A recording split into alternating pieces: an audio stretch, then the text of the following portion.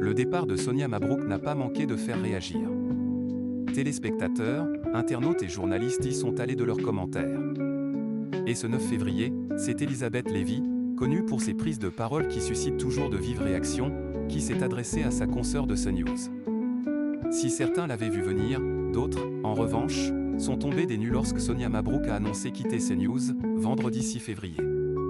Selon les informations relayées par l'AFP le jour même, et confirmées par la journaliste, c'est le maintien de Jean-Marc Morandini à l'antenne, pourtant condamné pour corruption de mineurs, qui a créé de profonds désaccords entre Sonia Mabrouk et la direction de la chaîne.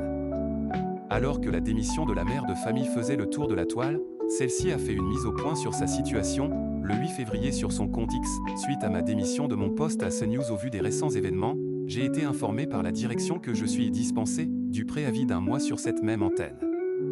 Saluée à maintes reprises pour son courage, Sonia Mabrouk a reçu de nombreux messages de ses collègues.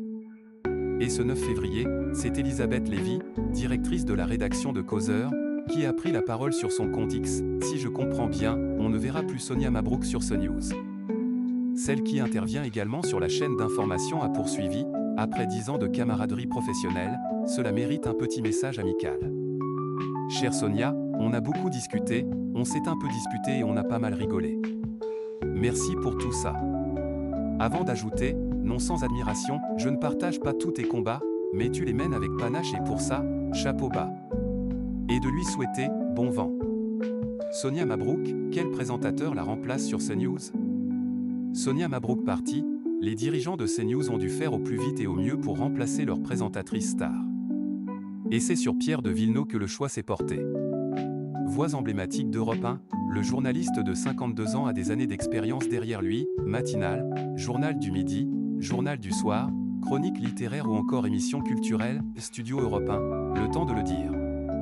Il n'hésite d'ailleurs pas à transmettre son savoir-faire aux jeunes générations, en occupant le poste de professeur de radio à l'École supérieure de journalisme de Paris.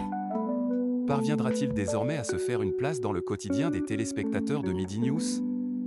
Seul l'avenir nous le dira.